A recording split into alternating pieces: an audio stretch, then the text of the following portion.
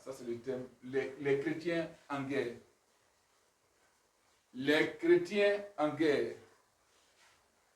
Parce que quand Dieu donne les âmes, bien sûr, et contre l'esprit méchant, c'est pour que les chrétiens partent en guerre. Dans le combat de la foi, les chrétiens sont amenés, bien sûr, à supporter les épreuves comme de bons soldats du Christ. Les chrétiens sont en conflit spirituel. Je n'ai pas dit conflit physique. Ils sont en conflit spirituel avec Satan et une multitude d'esprits méchants.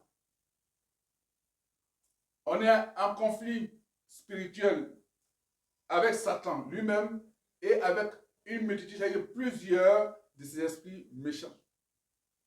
L'Église doit défendre les Écritures. Alléluia.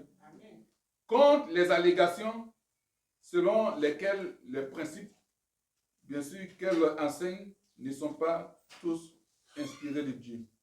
Donc l'Église doit se défendre. Alléluia.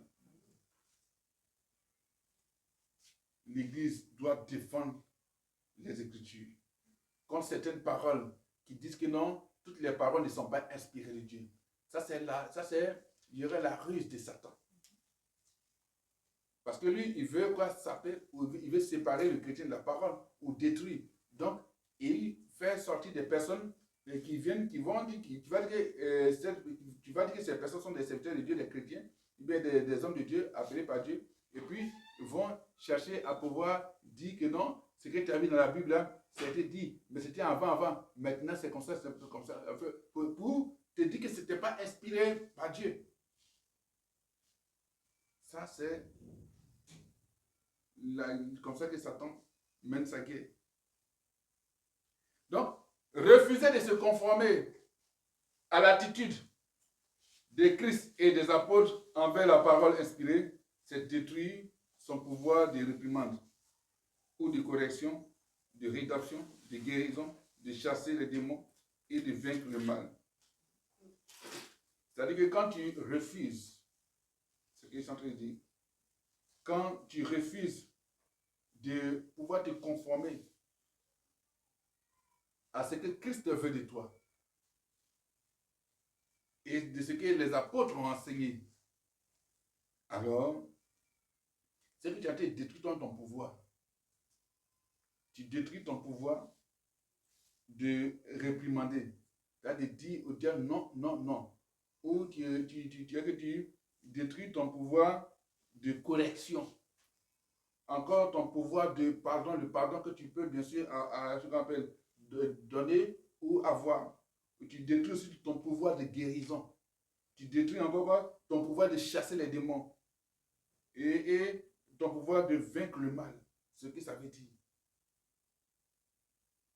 Quand tu te mets dans leur forme pour dire oui, en tout cas c'est vrai que tout n'est pas de Dieu, que non, oui, c'est comme ça, bon, non. Bon, maintenant là, il n'y a plus de prophétie. Maintenant, il n'y a plus de prophète, mais maintenant, je crois qu'on n'impose plus les mots aux malades, ou bien on ne fait plus d'actions prophétiques, ou bien comment dirais-je, on ne prie plus pour les malades, ou bien la Bible, c'était l'Ancien Testament pour les gens avant que tout. Donc, avec toi-même, tu as été détruit dans ton propre pouvoir, le pouvoir que Dieu t'a donné. Parce que question en quoi tu ne crois pas. Comment est-ce que ça va agir en toi? Tu ne crois pas.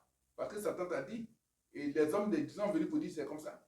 Et toi, tu les as suivis. Or, ce sont les agents du diable. Donc, nier l'absolue crédibilité des Écritures dans tout ce qu'elles enseignent, c'est se livrer soi-même entre les mains de Satan. C'est quand tu nies toute la parole de Dieu, ce que la parole de Dieu t'enseigne, c'est que donc tu as été livré à Satan. Est-ce qu'on comprend? Donc, la lutte que livre le chrétien contre les forces spirituelles de Satan exige une prière par l'esprit. Une prière par l'esprit, une prière en tout temps, comme dit la parole, et puis une prière par toutes sortes de prières. Alléluia. Toutes sortes de prières pour tous les saints, pour tous ceux qui sont consacrés, bien sûr, à Dieu. Et ce, avec une entière persévérance. Amen. Donc, la prière ne doit pas être considérée comme une âme parmi tant d'autres. mais comme faisant partie intégrante du combat, comme faisant partie intégrante du conflit. Alléluia. Conflit contre, bien sûr, les forces spirituelles. Donc la prière doit être considérée, bien sûr, comme faisant partie intégrante du conflit lui-même. La victoire est remportée par soi-même et pour les autres. Quand on remporte la victoire dans ce conflit, on remporte la victoire pour soi-même et pour les autres. Quand tu mènes le combat. Donc quand nous prions, c'est que nous prions dans cette guerre spirituelle, mais nous remportons la victoire pour nous-mêmes, mais pour les autres. C'est que pour ceux qui sont bien sûr concernés par la prière au niveau de l'église, quand l'homme de Dieu remporte la victoire, c'est l'église qui a remporté la victoire. Amen. Alléluia. Donc quand tu pries pour ta famille, quand tu remportes la victoire pour toi-même, mais aussi pour ta famille. Alléluia. C'est pour ça qu'il dit les chrétiens en guerre. Donc il faut savoir comment est-ce que tu mènes ta guerre spirituelle. Et comment est-ce que tu as la victoire. Et comment est-ce que tu utilises les armes. C'est-à-dire qu'on remporte la victoire pour nous-mêmes, pour les autres, parce qu'on œuvre, on travaille ensemble avec Dieu lui-même. Est-ce qu'on comprend? C'est-à-dire que dans le conflit, la guerre qui est menée contre les forces spirituelles, la victoire, la guerre que tu mènes la guerre pour toi, mais pour les autres, mais avec Dieu. Et donc quand tu as la victoire pour toi, tu as la victoire pour les autres, mais bien sûr, parce que tu as œuvré, tu as travaillé avec Dieu lui-même. Alléluia. Amen. Donc, ne pas prier assidûment. Par toutes sortes de prières, en tout temps, ça se rend à l'ennemi. Ne pas prier comme il le faut. Ne pas prier convenablement. Ne pas prier en tout temps, c'est que tu es en train de te rendre à l'ennemi. Le royaume de Dieu véhicule l'idée de la venue de Dieu dans le monde. Mais quand il vient dans le monde, ça fait quoi? C'est pour faire valoir sa puissance. Pour faire valoir sa puissance. Pour faire valoir sa gloire et ses droits contre les dominations de Satan. Contre la domination de Satan et l'évolution actuelle du monde. C'est pour ça que le royaume des cieux, bien sûr, vient. Dans le royaume des cieux, c'est beaucoup plus que le salut. Parce que le salut, tu es sauvé. Alléluia. Mais c'est plus que ça. C'est pour démontrer la puissance de Dieu, la gloire de Dieu et les droits de Dieu contre la domination de Satan. Alléluia. Et l'évolution actuelle de ce monde, la manière dont le monde évolue, si ce n'est pas bon, ce n'est pas en conformité avec, bien sûr, la parole de Dieu. Et que le royaume des cieux s'est approché de vous. Donc, il est en vous. Donc, quand le royaume des cieux est en vous, alors, il y a une manifestation puissante et forte de l'œuvre de Dieu en nous. En ce moment, on va dire, ah oui, le royaume des cieux est venu jusqu'à lui.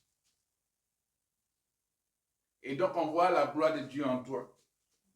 Il ne s'agit pas non plus d'une question de domination politique ou sociale sur les royaumes de ce monde. Ce n'est pas ça.